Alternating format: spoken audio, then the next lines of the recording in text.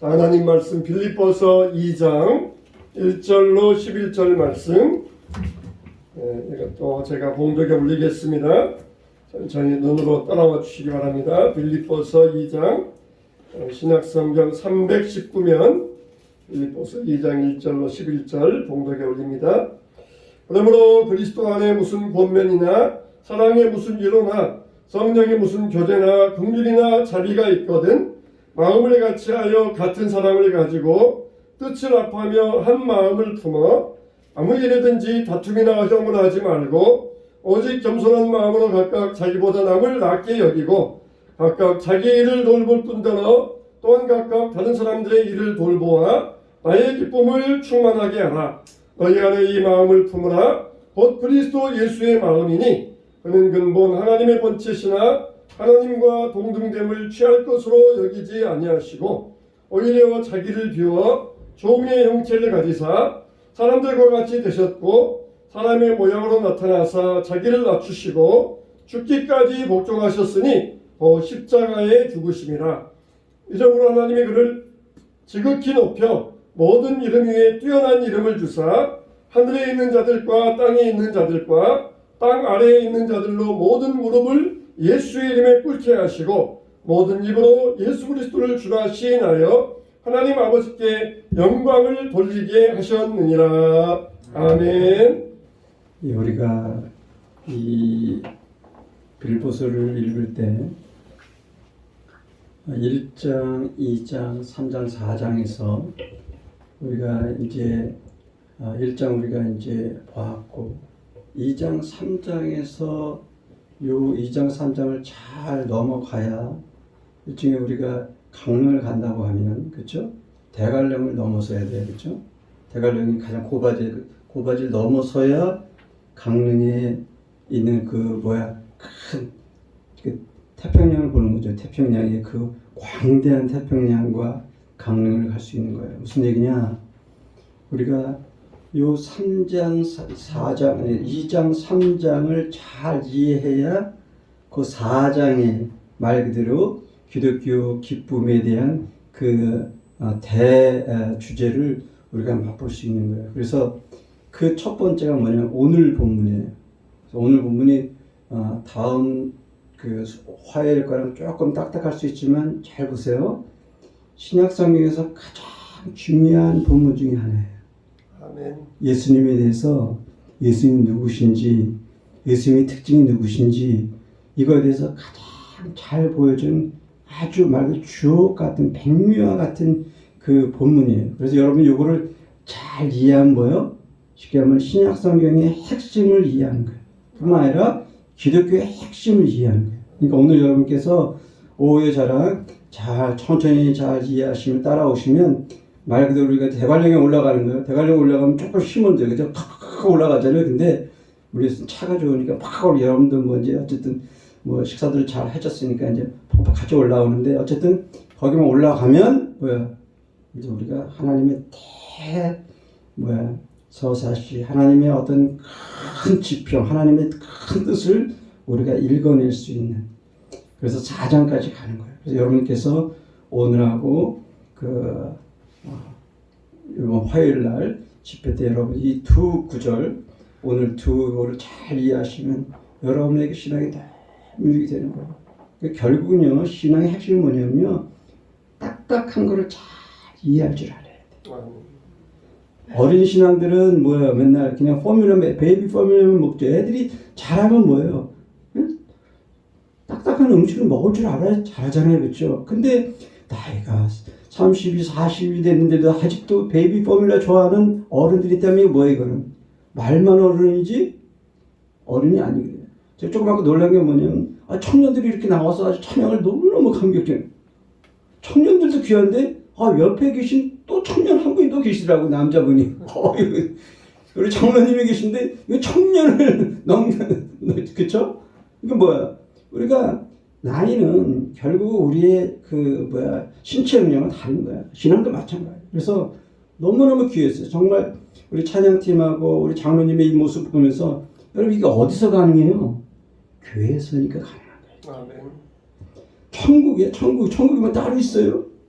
그래서 여러분들이 날마다 교회 나오면서 이런 예배와 찬양을 통해서 천국을 예배 준비하는 거야. 천국을 미리 맛보는 거야. 이 교회 생활이라는 걸 핵심은 뭐냐? 천국을 미리 맛보는 거예요, 여러분. 예? 미리 맛보는 거야. 예. 그래서 분명한 거 이거야. 천국과 지금 우리가 이 맛보는 거는요, 그 본질, 그쵸? 그 본질은 똑같은 거예요. 주님과 교제하는 거니까. 주님 앞에서 춤추고 노래하고 예배, 말씀 듣고 교제하는 거예요. 똑같은 거예요. 그쵸? 거기 가면 뭐야? 주님을 대면하는 거고, 우리는 뭐야? 대면은 아니란 말이에요. 그쵸? 줌으로 하거나 우리는 뭐 그런 거, 일종의 그런 건데, 그러니까 그 차이지, 실질적인 면에서 어떤 우리 본질은 우리를 똑같은 거예요. 성령께서 우리에게 임재하시면서 우리에게 말씀하시고 은혜 주시는 이거는 똑같은 거예요. 그러니까 여기가 천국이 따로 없는 거예요. 사실은 여러분께서 그래서 오늘 이 시간에 요 지금 2장에서 2장 1절부터 11절을 여러분이 얼마나 잘 이해하는 따라서 내 신앙의 깊이의 열도와 높이와 이거를 내가 측정할 수 있는 거예요. 내가 이걸 잘 이해. 그래서 여러분 저랑 같이 요 본문을 잘 팔로우하면 좋겠습니다. 자, 사도 바울의 설교의 특징은 뭐냐? 기본적으로 교리 먼저 하고 실천해. 교리라고 하면 뭐예요? 기본적인 가이드라인을 주는 거야. 사랑이다 그러면 사랑은 뭐다? 가이드라인을 주고 그럼 사랑에 대한 구체적인 실천에 대한 것을 얘기해 줘요. 그게 이제 사도 바울의 설교의 패턴이에요. 그러니까 그는 항상 교리를 먼저 제시하고 교훈과 적용을 다음에 제시하는 거야. 오늘 본문도 마찬가지죠. 그렇죠? 그래서 큰 원리를 얘기한 다음에 그러면 우리는 어떻게 살 것인가에 대해서 구체적으로 얘기하는 거예요. 여러분 원리가 없으면요 아무리 적용이 좋아도 그건 올바른 게 아니에요. 그래서 좋은 원리가 있어야 돼요. 좋은 교리가 있어야 돼요. 그렇죠? 그게 있어야 이제 건강한 신앙생활이 돼요. 오늘 빌립보서 1장도 마찬가지입니다. 오늘 앞에 다뤘던 1장도 마찬가지예요. 대주제, 대교리로서 그리스도의 중심의 인생을 먼저 얘기했어요. 그렇죠? 그리고 1장 20절에 거기서 살든지 죽든지 내 몸에서 그리스도가 존귀케 되게 하려 한다라고 하는 자기 인생을 고백하죠. 그리고 나서 그럼 어떻게 살 것인가에 대해서 우리는 시간이 없어서 안 다뤘지만 1장 27절에 나옵니다. 자, 한번 1장 27절을 보세요. 그리스도의 복음에 합당하게 생활하라고 구체적인 실천 원리를 얘기해요. 자, 그러면서 그 실천 원리의 다음이 뭐냐? 오늘 본문이 되는 거예요. 아시겠죠? 그러니까 실천 원리로서의 오늘 본문이에요. 그래서 오늘 본문도 그리스도의 복음에 합당한 생활을 하기 위한 실제적인 적용점, 그 하나를 얘기하는데 그 핵심은 뭐냐? 한마디로 말하면 그리스도의 겸손을 본받으라라고 하는 것입니다. 한번 따라합시다. 그리스도의 겸손을 본받으라. 이게 오늘 본문에서 그 주제이자 그 다음에 핵심 그 메시지인 거예요. 그러니까 성육신과 십자가의 그리스도의 겸손을 본받아서 복음에 합당한 성도가 되라라고 하는 거예요. 그렇죠? 복음에 합당한 성도. 우리의 삶의 표준은 뭐다? 복음이라는 거예요. 말씀이라는 거예요. 그렇죠? 성경이라는 거예요. 그래서 우리가 성경을 우리가 오전에 말씀드린 것처럼 성경을 우리가 잘 알 필요가 있어요. 문제는 알 뿐만 아니라 성경의 그 깊이를 이해해야 돼. 예? 잘 알아야 돼. 예? 성경을 많이 읽는 것도 중요하지만 또 중요한 게 뭐냐? 성경을 잘 하는 것도 중요해요. 그래서 교리가 필요해요. 건강한 교리가 없이는요, 뼈대가 없이는요, 성경 읽는데 A라고 하는 성경 구절을 가지고 어떤 사람은 뭐야? 이렇게 해석하고 어떤 사람은 이렇게 해석해. 응? 예수님에 대해서 어떤 사람은 이렇게 해석하고 어떤 사람은 이렇게 해석해. 교회에 대해서 어떤 사람은 이렇게 해석하고 어떤 사람은 이렇게. 그러면 안 돼. 그러니까 건강한 교리. 특별히 개혁주의 우리 지금 이제 한수마교회에서 따르는 이 개혁주의 교리가 그래서 건강한 거예요. 그 교리 안에서 내가 말씀을 읽으면 뭐야? 내가 성경 읽을 때 뭐야? 좀 잘못할 수 있는데 그 교리가 어떻게 나를 탁 치는 거야. 일리 가라. 일리 가고 싶은데 탁 치면 일리 가라. 그래서 뭐야? 내가 건강하게 신앙생활 할 수 있도록 나를 인도하는 거죠. 자, 오늘 본문을 보시면요, 크게 두 단락으로 볼 수 있어요. 첫 번째는 말 그대로 복음에 합당한 생활에 대한 실질적인 지침이 나와요. 1절에서 4절까지요. 자, 두 번째는 말 그대로 그거에 대한 전형적인 그 겸손에 대한 예화. 말 그대로 그리스도의 모범, 그리스도의 겸손을 잘 보여준대. 근데 이제 그리스도의 겸손이라고 이 내용 자체가 말씀드린 대로 가장 귀한 예수님이 누구시냐에 대해서 잘 보여요. 그래서 여러분이 그걸 잘 이해하면 여러분의 신앙의 깊이가 달라져요.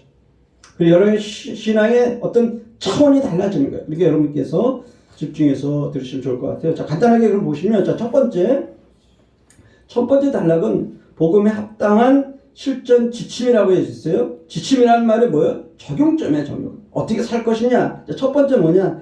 첫째로 한 마음이 되라는 거예요. 한번 따라합시다. 한 마음이 되라. 그렇죠? 한 마음이 되라. 1절에서 2절이에요. 오늘 본문의 배경을 생각해 보시면, 앞에서 살펴본 것처럼 빌립보 교회들을 대적하는 외적의 어떤 나쁜 세력들이 있었어요. 그거에 대해서 우리가 하나 되라고 하는 거예요. 두려워하지 말라고 격려하는 거예요. 그리고 이 장에서 전체적으로 뭐냐, 교회를 흔드는 세력에 대응하기 위해서 한 마음이 되라고 지금 얘기를 하는 거예요. 한 마음이 되라. 네. 그래서 그 2절에서 보면 마음을 같이 하여 같은 사랑을 가지고 뜻을 합하여 뭐라고 해서 한 마음을 품으라 그랬죠. 한 마음, 한 사랑, 한 뜻, 한 팀이 되는 것. 사도 바울이 조금 까먹은 게 한 소망은 까먹은 것 같아요. 어쨌든 한 팀이야, 한 팀. 한 팀. 비록 서로 다르더라도, 그렇죠? 앞에 제가 오전에 말씀드렸어요. 한 마음에 대해서 교회를 섬기는 거예요. 신앙생활하는 거예요. 이게 고린도서 12장에 나오는 핵심 내용이잖아요. 그렇죠? 우리가 다양한 은사가, 다양한 어떤 그 배경이 갖고 있을지라도 우리가 뭐야? 한 성령, 한 주님을 모시고 있다는 거예요. 이게 복이에요, 복. 여러분 생각해 보세요. 옆에 있는 분 생각해 보세요. 전혀 만나지요. 몰랐던 분이에요. 누구 때문에? 예수님 때문에. 성령님 때문에. 그렇죠? 그리스도 때문에 한 형제 자매 된 거예요. 그리고 내 옆에는 피부치보다, 친척보다, 그렇죠? 가족보다 어떨 때는 뭐야? 더 가족 같아. 왜? 그리스도 안에서 이것이 가능한 거예요. 그래서 첫 번째는 한 팀이라는 거예요. 하나가 되라는 거예요. 두 번째는 겸손하라는 3절 하반절 보세요. 겸손하라. 그렇죠? 겸손하라. 따라합시다. 겸손하라. 아무 일에든지 다투며 하용으로 하지 말고 오직 어떻게 하라? 겸손한 마음으로. 겸손한 마음으로.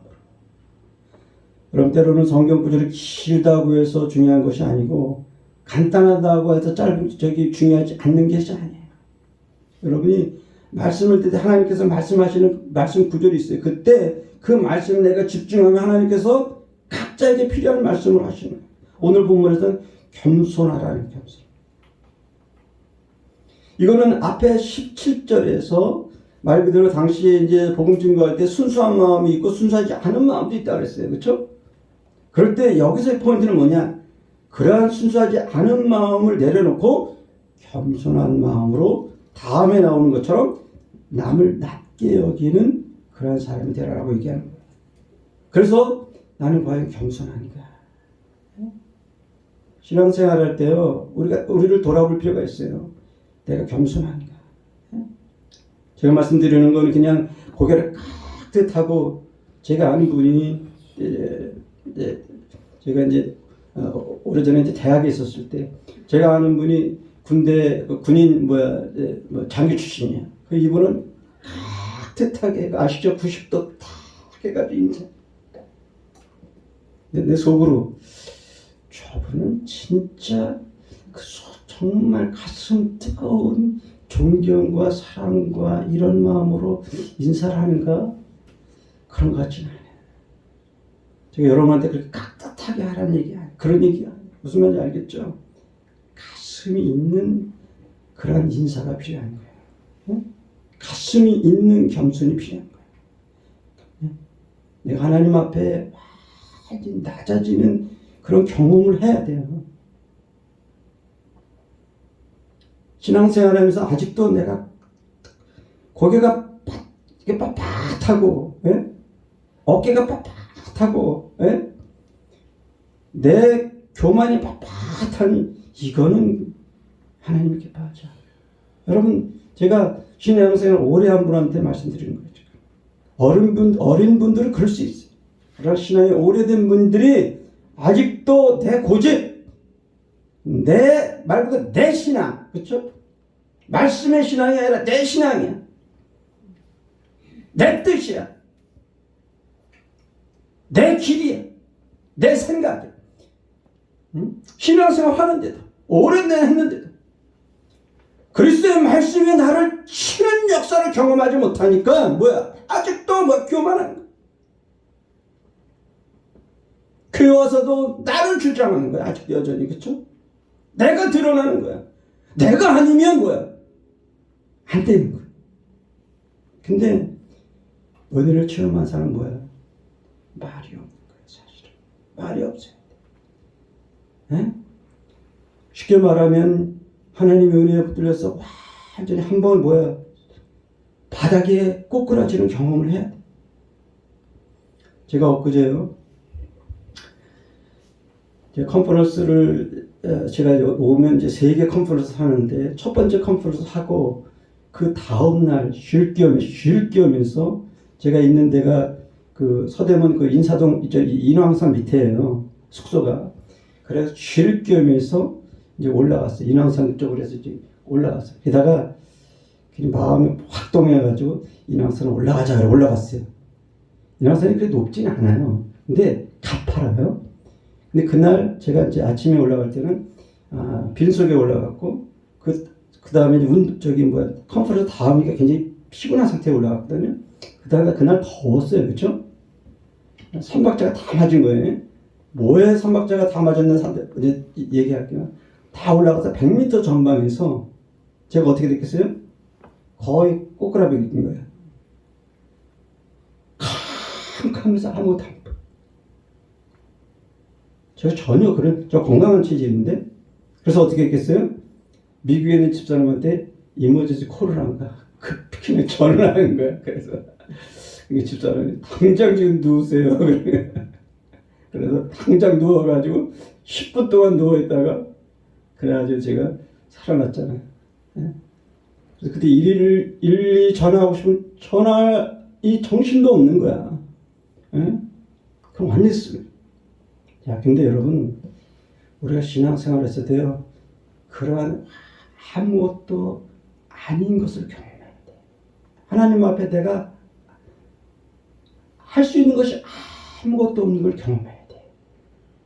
그게 가난한 사람이라고 하는 그 팔복에서 나오는 게 그게 그 개념이야. 내가 가난한 사람은 쉽게 말하면 내가 뱅크에서 그 파산내는 거 있죠? 예?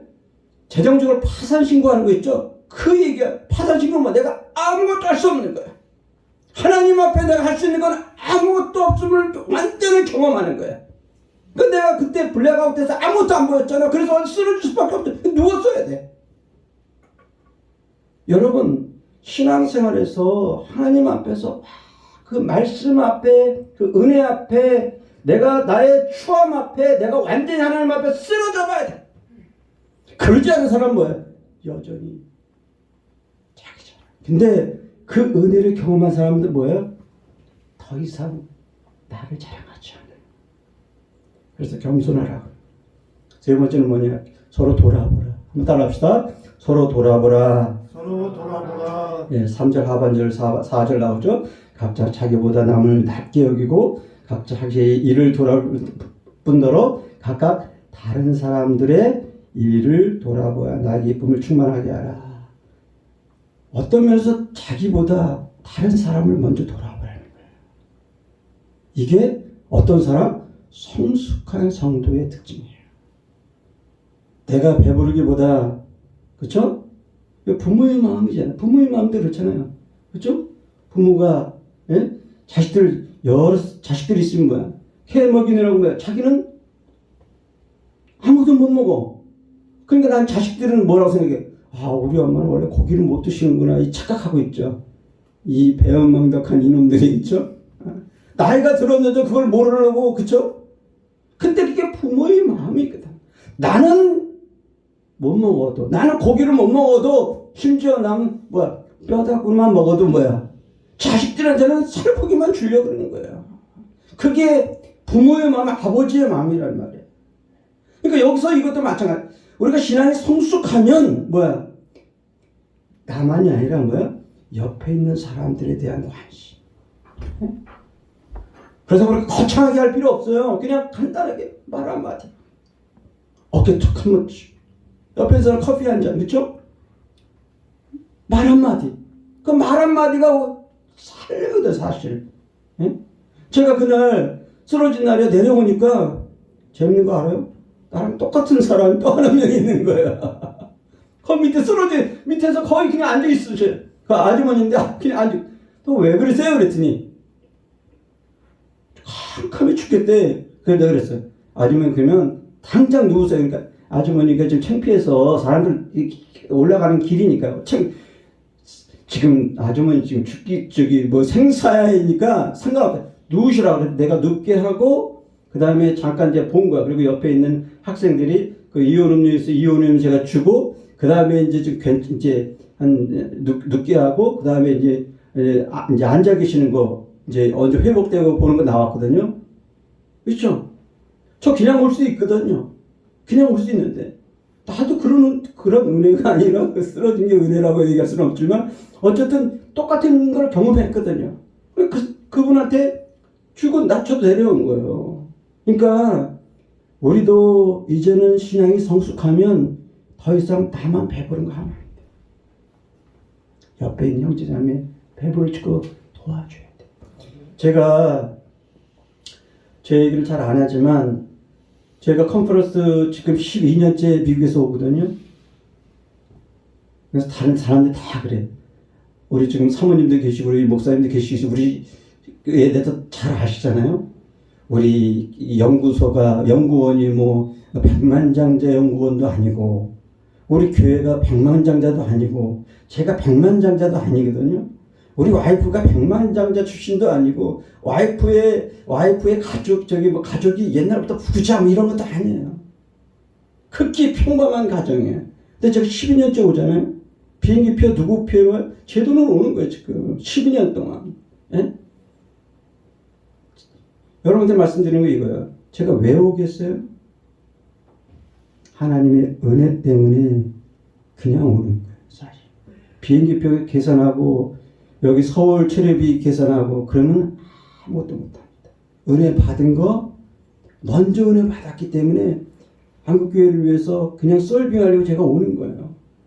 12년째 했더니 예일대학교에서 저한테 또 이제 여기 센터를 오프닝할 수 있는 기회를 줘서 우리가 이번에 센터도 오프닝 했잖아요.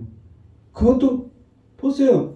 한국에 있는 큰 신학교들이 그걸 오프닝 하려고 옛날에 졌다가 신청을 했는데 다 안 됐어요. 근데 저는 아무런 권력도 아무런 백도 돈도 없는데 우리가 저번에 오픈한 거예요. 그러니까 다 놀라는 거예요. 포인트 아시겠죠? 하나님 앞에 은혜 받았으면 옆에 있는 형제들 먼저 돌아보는 거예요. 여러분 제가 말씀드립니다. 나눠야 돼요. 섬겨야 돼요.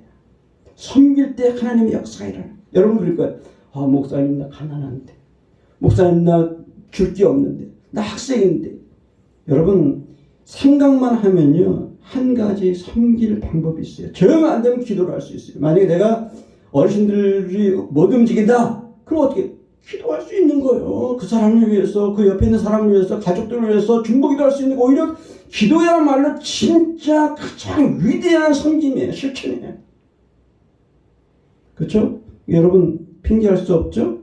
옆에 사람 여러분 낮게 여기고 섬기는 여러분 우리 교회 성도들이 있으면 좋겠습니다.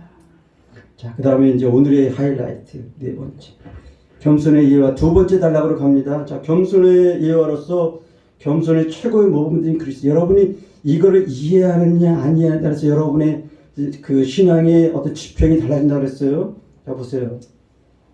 말 그대로 이 구절은요 성경 전체에서 가장 위대한 본문 중에 하나라고 모든 학자들이 지금 얘기하는 거예요. 예수님이 누구신가? 예수님에 대해서 보여주는 어떤 소위 말해서 기독론의 백미라는 가장 아름다운 구절이에요. 그걸 잘 표현해요. 사도 바울이 이 본문을 통해서 어린 빌립보 교회와 성도들에게 서로 겸손하라고 연합하라고 얘기하면서 그 원리만 얘기하면 이해가 안 되잖아요. 그렇죠? 그렇죠? 이해가 안 되니까 뭐야? 그림을 그리는 거 쉽게 말하면. 그래서 여러분이 좋은 교사, 좋은 선생, 심지어 좋은 목사, 좋은 티처는요. 선생들의 특징은 뭐냐면 단순히 원리만 얘기하면 안 돼. 그걸 어떻게? 그림을 그려줘야 돼. 애들한테. 그럼 예를 들면 주일학교면 주일학교 애들에게 맞게, 초등부면 초등부, 그렇죠? 유년부면 유년부, 그 다음에 청년부면 청년부에 맞게, 그 다음에 어른들은 어른에 맞게 그림을 그려줘야 돼. 지금 사도 바울이 빌립보 성도들의 그림을 그려준 거예요. 지금 설명해 준 거예요. 그게 뭐다? 예수님의 모습에 대해 설명한 거야. 그렇죠? 예수님의 죽으심에 대해 설명한 거예요. 그걸 통해서 뭐야? 예수님의 겸손을 우리가 설명한 거야. 그러니까 예수님 쉽게 말하면 쉽게 예화로 들려주는 예화. 예? 자, 오늘 본문을 보시면 예수님의 겸손의 특징을 보시면 네 가지예요. 자, 네 가지. 자, 한마디로 말하면 예수님의 마음을 본받으라고 하는 건데, 그럼 예수님의 마음이 뭐냐는 거야. 예수님의 겸손의 특징이 뭐냐는 거야. 그게 네 가지예요. 자, 근데 이 본문도 두 개로 나눌 수 있어요. 두 부분으로 나눌 수 있어요. 일종의 쌍둥이 주제야. 쌍둥이. 여러분 쌍둥이 알죠? 하나는 뭐야? 겸손과 높임이야. 한쪽에서는 예수님께서 한없이 낮아지신 거예요. 그렇죠? 한없이 낮아지신 거예요. 한쪽에서는 뭐야? 낮아지니까 뭐야? 하나님께서 어떻게 한없이 높여주신 거예요. 여러분 이게 신앙의 비밀이에요. 이게 신앙의, 내가 하나님 앞에 한없이 낮아질 때 하나님께서 뭐야? 한없이 높여줘. 근데 내가 한없이 높아지면 뭐야? 나는 추락 없이 날개처럼, 없는 날개처럼. 이게 어디서 이런 드라마가 나오냐면요. 쉽게 말하면 사무엘 상하 구조가 이렇게 된 거예요. 사무엘 상하의 구조가 어떻게 됩니까? 한없이 뭐야? 높았던 사람이 내려오는 게 누구냐? 결국 사무엘 쪽, 그 다음에 사울 쪽이야. 예? 맨 처음에는 한없이 높아져. 그 자기가 높아지니까 뭐야? 낮아지는 거야. 근데 자기를 낮추니까 높였던 게 누구야? 다윗이야. 그게 사무엘 상하의 구조가 그렇게 되는 거야. 그러니까 포인트는 뭐냐? 다시 얘기하면 내가 낮아지면 하나님께서 어떻게 하신다? 한없이 오늘 본문에 예수님을 통해서 보여주는 거예요. 자, 봅시다. 자, 전반부 6절에서 8절은요, 예수님의 겸손을 보여준 거예요. 예수님의 겸손이라는 단어를 얘기하면 사실 예수님의 낮아지심이에요. 한없이는 어떤 쉽게 말하면, 그렇죠? 네, 그런 모습이에요. 후반부 9절에서 11절은 뭐냐면 겸손의 결과로 높아지신 것. 하나님께서 그래서 인류의 중심, 인류의 주인 되신 그리스도를 지금 얘기하고 있는 거예요. 이것은 바로 우리가 잘 아는 예수님의 성육신, 그렇죠? 예수님께서 이 땅에 오신 거예요. 예? 요한복음 1장 14절에 이 땅에 오신 거예요. 그래서 육신의 몸으로 오신 거, 그 다음에 십자가의 죽으심을 이것을 통해서 보여주는 거예요. 자, 그럼 네 가지 특징 한번 6절에서 8절 한번 봅시다. 첫 번째 특징은 뭐야? 포기하신 예수님이에요. 그렇죠? 6절 보세요. 그는 근본 하나님의 본체시나 하나님과 동등됨을 취할 것을 여기지 아니하시고. 이게 굉장히 신학적인 용어인데 제가 그런 그 용어들은 다 빼고 쉽게 얘기하는 거예요. 자, 보세요. 한마디로 포기하신 거예요. 그래서 본체라고 하는 건 본질적으로 하나님이라는 거예요. 그러나 저와 여러분과 같은 죄인들을 구원하기 위해서 하나님의 그 권위, 권세를 포기하는 거예요. 그러니까 하나님 되심을 포기한 건 아니에요. 하나님의 권위, 권세 이런 것들을 포기했다는 거예요. 그러니까 쉽게 말하면 더 이렇게 얘기해요. 대왕이, 쉽게 말하면 대왕인 것을 포기하는 거예요. 왕관을 포기하는 거예요. 화려하고 안락한 궁중의 생활을 포기하고 불편하고 더러운 세상에 오시는 거예요. 예수님께서. 예수님의 철저한 포기를 통해서 우리를 구원하기 위해서 이 땅에 오셨다라고 하는 거예요. 우리 이 신앙을 여기를 알아요. 그러니까 이 성육신의 이 은혜를 우리가 아느냐 모르느냐 따라서 우리 신앙의 깊이와 높이와 우리 어떤 지경과 이게 넓어지는 거예요. 여러분, 이 성육신의 예수님께서 우리를 위해서 하나님의 특권을 포기하셨습니다. 그렇다면 우리는 과연 주님을 위해서 무엇을 포기할 수 있습니까? 하나님의 나라와 교회를 위해서 과연 우리는 무엇을 내려놓을 수 있겠습니까? 예수님의 포기, 예수님의 낮아지심, 예수님의 겸손, 우리도 잘 묵상하고 실천해야 할 것입니다. 두 번째 특징은 뭐냐? 비우신 예수님입니다. 따라합시다. 비우신 예수님. 비우신 예수님. 자, 보세요. 7절 보세요. 오히려 자기를 비워 종의 형체를 가져 사람들과 같이 되었다. 그렇죠? 비우신 거예요. 예? 테크니컬한 단어가 여러 가지 있지만 예수님께서 자기를 비우셨다는 거예요. 예? 종의 형체의 사람이 모습이 되셨다. 이 아까 말씀드린 말 성육신. 요한복음 1장 14절. 그렇죠? 요한복음 1장 14절의 원문 사용이 뭐냐면 이런 거예요. 예수님께서 육신의 몸으로 오셨다라고 하는 그 뜻은 뭐냐면 이런 거예요. 내 옆에 인간의 몸으로 쉽게 말하면 하나의 장막을 치는 거예요. 우리랑 같이 살기 위해서 오셨다라고 하는 거예요. 그 뜻이에요. 오늘 본문이 바로 그런 거예요. 완전한 하나님이시지만, 그렇죠? 완전한 인간이 되신 예수님을 지금 얘기하는 거예요. 그러니까 100% 하나님이시고요. 100% 예수님을 지금 우리에게 설명하는 거예요. 그래서 말씀드렸는데 예수님은 죄가 없는 분이에요. 그러나 인간의 죄와 구원을 위해서, 인간의 구원을 위해서 종과 같은 우리 인간이 되셨다는 거죠. 그렇죠? 그래서 예수님의 이 성육신을 통해서 과연 우리의 구원을 위해서 비우셨는데 과연 우리는 주님을 위해서 무엇을 비울 수 있을까?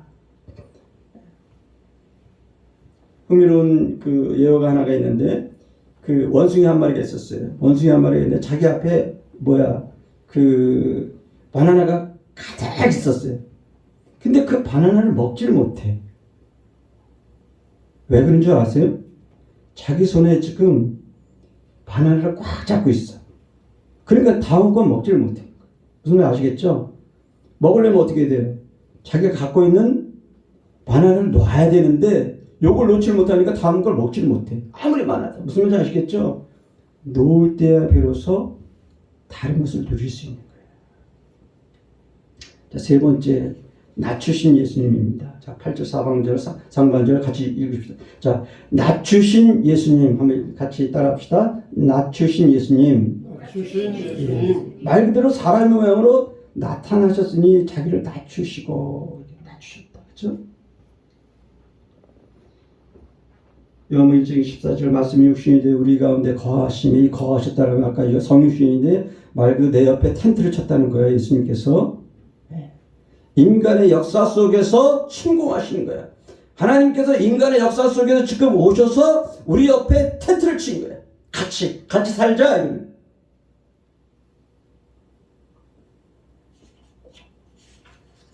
자, 네 번째 전에 이제 교만과 관련해서 한 예화를 생각해보면 농장에 두 마리 수탉이 있었어요. 근데 수탉이니까 뭐야? 수탉들이 하는 일들은 뭐야? 맨날 둘이서 싸우는 거야. 누가 왕이냐 싸우는 거야. 한참 또 싸운 거야. 한참 또 붙어 싸웠어요. 한참 싸움이 진행 중에 공중에 깃털이 날리고 결국 한 마리가 쉽게 말하면 창피한 거야. 한 마리는 뭐야? 기고만장해서 다 일으킨 거죠. 그럼 내가 왕이다. 그래서 닭장 꼭대기에 올라가가지고 내가 왕이다 했어요. 바로 이때 이 소리를 들은 누가 있겠어요? 네? 멀리서 공중의 독소리가 손살같이 내려와서 이 수탉을 어떻게 했어요? 다 가로챈 거예요. 여러분, 교만은 멸망의 지름길이라고 하는 거예요. 이게 이솝우화에 나오는 스토리예요. 성경에 나오는 게 아니라. 예? 잠언 16장 18절 19절에서 교만은 패망의 선봉이요 거만한 마음은 넘어짐의 앞잡이다 얘기야. 그렇죠? 여러분 낮추는 성도가 아름다운 거예요. 여러분 그럴 거야. 낮추면 괜히 초라해 보이고 뭐 없어 보이고 뭐 그런 거 있죠. 여러분 낮추는 성도가 정말 아름다운 거예요. 아멘. 그럼 내가 낮춰야 돼. 아까 말씀드렸죠. 내가 그냥 무릎 꿇고 낮추는 게 아니라 내가 바닥에 누워봐야 돼. 바닥에. 하나님 앞에 그리스도 앞에 바닥에 누워봐야 돼. 쓰러져. 그 태도로 형제자매들, 성도님들 섬기는 거예요. 신앙생활 하는 거예요. 교회에서 섬기는 거예요. 그럼 네 번째, 가장 중요한 네 번째 뭡니까? 복종하신 예수님이에요. 따라합시다. 복종하신 예수님. 이게 결국은 가장 핵심이죠. 그렇죠? 예? 죽기까지 복종하셨으니 그 십자가에 죽으심이라. 예수님의 겸손과 낮아짐의 하이라이트는 어디 있어요? 결국은 십자가에 죽으심. 당대 가장 치욕적인, 그렇죠? 치욕적인 하나의 그 형벌이 십자가인데 거기서 죽으신 거예요. 이거는 이사야에 나오는 구약에 나오는 고난의 종에 대해서 미리 사실 그거에 대한 어떻게 보면 이제 보여준 건데 우리는 이 예수님의 이 죽으심 앞에 우리는 예수님의 그 복종의 겸손을 우리는 매우 들어야 돼요. 말씀드렸죠? 죽을 때야 비로소 신앙의 어떤 면에서는 절정을 경험할 수 있어요. 여러분. 이 죽음을 경험해야 돼요. 예수 그리스도의 이 죽으심처럼 우리도 죽음을 경험해야 돼요. 죽지 않은 사람들이 아직도 살아서 교회에서 활개친다. 오랜 신앙생활 했는데도 아직도 내가 살아있어. 근데 신앙생활이 정말 겸손한 사람, 정말 성숙한 사람, 정말 하나님의 사랑, 하나님의 은혜를 경험한 사람들 뭐야? 죽은 사람이에요. 죽은 사람. 자, 그 결과 보세요. 자, 결과 9절, 11절 완전 역전이죠? 겸손의 결과 예수님을 높이시는 거예요. 하나님, 성부 하나님께서 성자 예수님을 하나씩 높이는 거예요. 예? 9절 보세요. 이러므로 하나님이 그를 지극히 높여, 지극히 알죠? 예? 지극히 가장 높여 올리시고, 예? 가장 높여. 예수님의 높이심의 구체적 세 가지 특징이 나오고 첫 번째는 뛰어난 이름을 주셨다 그러죠? 뛰어난. 9절 하반절에 모든 이름에 뛰어난 이름을 주사. 말 그대로 원문상 의미로 얘기하면 탁월하게 하셨다. 탁월하게 하셨다. 다음 주에 나오는 그리스도의 탁월성하고 얘기한 다음 이제 화요일 날 나오는 중요한 본문이 이 그리스도의 탁월성에 대한 얘기. 퍼레오기라고. 가장 뛰어난 이름을 주신 거예요. 그리고 두 번째 뭐냐? 만인의 주님이 되셨다. 주님이 되신 거예요. 천하 만물이 예수 앞에 무릎 꿇게 하시고, 그렇죠? 만인이 예수를 주라 시인하며 10절, 12절, 11절 상반절. 예수님의 주님이 되신 것, 소위 말해서 예수님의 우주적인 통치를 얘기합니다. 아까 말씀드렸어요. 그렇죠? 한국만의 통치, 미국만의 통치, 그게 아닌 거예요. 세계를 통치하고 우주를 통치하는. 근데 그것이 단순하게 1, 2년, 2년 통치하는 게 아니에요. 5년 통치하는 게 아니에요. 10년 통치하는 게 아니에요. 뭐야? 영원한 통치. 그러니까 예수님께서 우주와 인류의 주인이지만 동시에 뭐야? 중심이에요. 중심. 센터.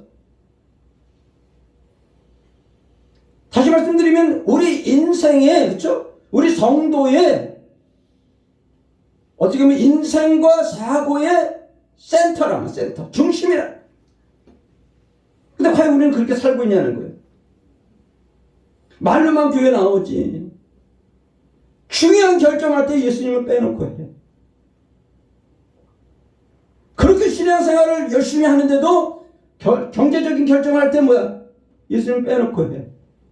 자녀 진로놓고 할 때 빼놓고 해.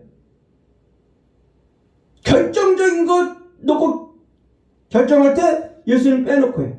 그건 가짜야, 신앙.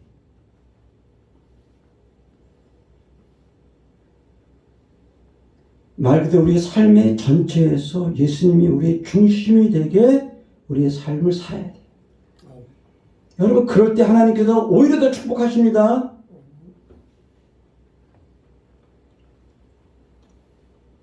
참된 목적은 무릎을 꿇을 뿐만 아니라 신앙 고백이 필요합니다. 주님이 주님인 것을 내가 고백하는 인생이에요. 그렇게 살아가는 인생이에요. 그리고 세 번째, 예수님께서 어떻게 하십니까? 하나님의 영광이 되셨다. 11절 하반절 보세요. 하나님께 영광을 돌리게 하셨느니라. 이처럼 예수님께서 겸손의 결과로 성부 하나님께서 어떻게 하셨습니까? 예수님을 지극히 높으셨어요. 탁월한 이름을 주셨어요. 주님이 되게 하셨어요. 성부 하나님께서는 영광이 됐어요. 자신이 주목한 거예요. 성경을 잘 보시면 이해가 안 되는 거예요. 자, 보세요. 예수님께서는 철저히 성부 하나님의 영광을 위해서 살았다라고 하는 것을 오시면서부터 태생부터 그렇게 살았어요. 잘 보세요. 무슨 얘기냐? 인간적으로 보면요, 예수님이 태어나신, 그쵸? 성탄, 성육신 장면과 십자가의 사건은 어떻게 보면 뭐야? 비참하고 치욕적인 사건일 수 있어요. 그쵸? 인간적으로 보면. 그런데 하나님의 관점, 성부 하나님의 관점에서 볼 때는 뭐냐? 영광스럽다고 요한복음 17장에서 얘기해요. 영광스럽다. 예수님의 십자가의 사건을 영광스럽다고 얘기하는 거예요. 이해가 됩니까? 근데 예수님은 이미 그걸 알고 오신 거 아니에요. 그렇죠? 태생부터 아신 거예요. 당신께서 오신 이유를 아신 거예요. 자기 구원을 위해서 죽을 걸 알고 계신 거예요. 이미. 그러니까 하나님의 관점에서는 뭐야? 철저하게 영광스러운 거. 다시 말씀드리면 뭐냐? 예수님께서 성부 하나님의 뜻인 죄인된 우리를 구원하기 위해서 유일한 방법인, 그쵸? 성육신의 방법, 그쵸? 성탄의 방법이죠? 십자가로 통해서 그게 유일한 방법이다. 구원의 방법이, 그쵸? 여러분과 저를 그걸 통해서 하나님께 영광을 돌린 거예요. 잘 생각해 보세요. 예수님께는 철저히 낮아진 사건이에요. 그쵸? 그러나 하나님께는 뭐야? 성부 하나님께는 철저히 영광이에요. 예수님께 철저히 비참한 사건이었어요. 그쵸? 근데 우리에겐 철저한 은혜와 감격의 사건인 거예요. 여러분, 이 하나님의 은혜, 그리스도의 은혜 없이는요, 은혜를 알지 못하면 우리 신앙은 아직도 뭐야? 어린 신앙이에요. 자, 결론입니다. 오늘 본문을 통해서 우리에게 말씀하고 있는 주제는 한 가지 이것입니다. 예수님의 겸손을 본받으라. 따라합시다. 예수님의 겸손을 본받으라. 사랑하는 성도 여러분, 예수님께서 성육신과 십자가를 통해서 보이신 겸손의 모범을 우리 모두가 본받으시길 바랍니다. 그래서 겸손한 성도 말씀드렸죠? 겸손한 성도가 정말 아름다운 거예요. 전 여러분 모두가 참 그런 아름다운 성도 되시길 바랍니다. 그리고 그런 교회가 되시기를 바랍니다. 몇 가지 적용 질문하고 제가 마무리합니다. 첫 번째, 과연 우리는 한 마음인가? 교회를 나오는데 하여튼 내 생각, 내 마음, 내 고집 뭐 이거 하는 거냐? 한 마음인가? 형제 자매가 무슨 생각하면 서로 격려해주고 있는가? 그 마음에 같이 하는가? 그리고 두 번째는 서로 돌아보고 있는가? 형제 자매가 아픈데 뭐 전화 한 통화 없어. 그건 신앙이다. 그래서 기도하고 격려하고 도울 수 있으면 돕는 거예요. 도울 수 있으면 돕는 거예요. 아픔도 동참하는 거예요. 기쁨도 동참할 뿐만 아니라 아픔도 동참해야 돼. 그를 위해서. 그게 사도행전의 그 교회 공동체의 모습이에요. 그럼 마지막으로 예수님의 겸손을 우리는 본받아야 돼. 예수님의 인생은 겸손의 인생이었어요. 이 겸손은 포기를 위해 통해서만 가능했던 거예요. 철저한 비움과 낮아짐, 그쵸? 죽음도 감내하는 복종을 통해서 이것이 가능했던 거예요. 근데 놀라운 것은 이러한 철저한 겸손의 끝에, 그쵸? 절망과 죽음이 아니라 역설적으로 하나님께서 어떻게 했다? 성부 하나님께 지극히 높으셨다. 여러분, 놀라운 사실은 바로 겸손의 모범이신 예수님께서 우리 우주와 인류를 통치하시는 주님이시라고 하는 거예요. 다시 말씀드리면 예수님 우리 인생의 주인이라고 하는 거예요. 따라서 우리는 이 예수님을 나의 주님으로 고백하셔야 할 것입니다. 그리고 인생의 최고의 기쁨, 아까 우리 찬양했죠. 우리 빌립보서의 핵심이에요. 예? 찬양의 우리 인생의 최고의 기쁨인 것을 우리 맛을 봐야 돼. 여러분, 단순히 알면 안 돼. 우리 거기까지 나가야 돼. 맛을 봐야 돼.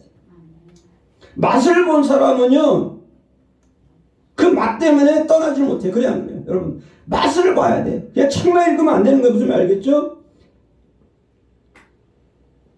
그래서 짬뽕의 맛을 책으로 100페이지, 1000페이지 읽은 사람하고 짬뽕을 맛본 사람하고 어떤 사람이 더 파워풀한 간증을 할 수 있겠어요?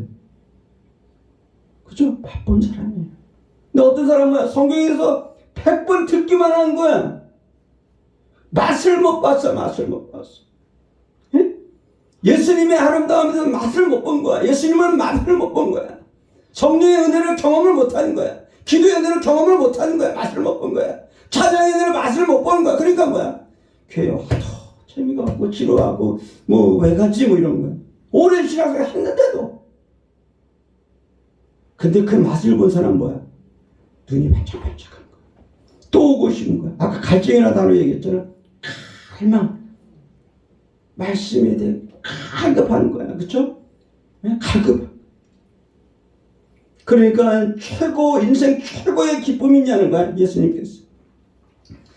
예수님은 내가 인생 중심에 내가 뭘 주고 있느냐? 모든 결정할 때 예수님한테 먼저 물어보는 거야. 질문하는 거야. 예수님 어떡할까요? 하나님 어떡할까요? 응? 나 이런 고민이 있어요. 그리고 이 하나님과 날마다 예수님과 날마다 성령을 통해서 말씀을 통해서 내가 교제하고 있는가? 예? 제가 이 네 번 설교를 하면서 여러분들하고 꼭 얘기하고 싶은 게 이거예요. 내가 주님과의 첫사랑을 내가 과연 회복하고 있는가? 처음 만났던 그 주님과의 그 만남을 만날 때 왜 두근두근하잖아요. 그렇죠? 가슴이 두근두근하죠. 여러분 이것을 경험해야 돼. 날마다. 나이가 들어도 그렇죠? 신앙생활을 오래 해도 우리 결혼생활을 오래 하면 이 쉽게 말하면 그 감격을 잃어버려가지고 지금 이혼하고 난리를 피잖아요. 뭐 무슨 이혼 하잖아요. 황혼 이혼하는데 여러분 신앙도 황혼 이혼하면 안 되잖아요. 오히려 신앙이 깊으면 깊을수록 뭐예요? 하나님의 은혜에 붙들려서 하나님의 말씀에 감동이 돼서 어떻게 돼요? 내 마음이 뜨거워져야 돼. 그건 청년이고 어린이고 상관없는 거예요. 나이에 상관없는 거예요. 어린애가요 말씀의 은혜를 경험하면요 말씀 앞에 흔들려요. 흥분해요. 그게 전 세계적인 역사예요. 하나님의 말씀 주시면요 5살에도 변화돼요. 나이 많으신 어르신도 변화돼요. 거기엔 나이 구분이 없는 거예요. 남녀 구분이 없는 거예요.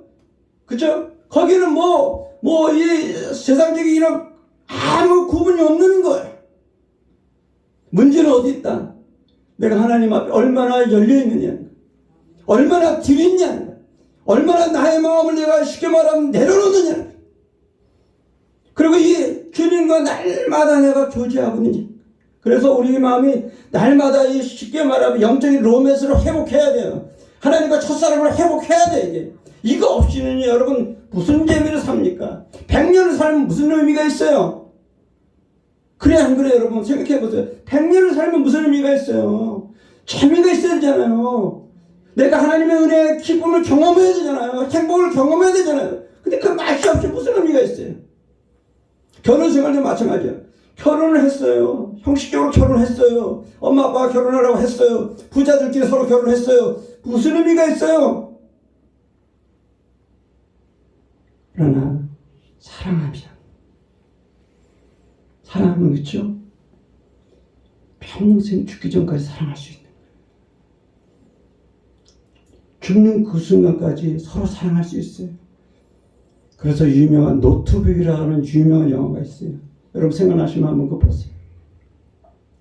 우리 한국에도 나왔는지 모르겠지만 그건 젊었을 때 사랑이 있는데 죽기 전까지 같이 죽어가는 장면이에요. 저는 여러분 모두가 이 네 번의 설교를 통해서 이번 집회를 통해서 주님과의 첫사랑, 응? 주님과의 첫 만남의 그 감격, 응? 그것을 다시 한번 회복했으면 좋겠어요. 그래서 자, 그리스도가 나의 전부이구나. 그리스도가 나의 정말 첫사랑이구나. 그리스도의 사랑을 경험했을 때 내 마음이 왜 이렇게 뜨겁지? 그쵸? 결혼 생활을 오래 해도 즐거움이 없고 예를 들어서 흥분을 잃어버렸지만 내 신앙생활은 만큼 오래될수록 그렇죠? 감격과 감동과 오히려 더 뜨거움. 예? 그게 사도 바울의 삶이에요. 우리 육신은 후패하지만 우리 육신은 계속해서 썩어가지만 쉽게 얘기하면 그러나 주님과의 만남은 계속 날마다 새로워지. 여러분 그런 은혜를 경험해 그래 100세 인생을 살아도 즐겁지. 그래 안 그래요? 저는 여러분 모두가 말 그대로 이 예수님을 만나고 이 예수님의 은혜 앞에 살아가는. 그래서 정말 오늘 밖에 길만 나가도 엄청 덥잖아요. 더워도 내 영혼은 하나님의 은혜로 더 정말 이런 여름날 그 다음에 가을날 이번 한 해 여러분 장래가 되실 주님의 이름으로 축복합니다.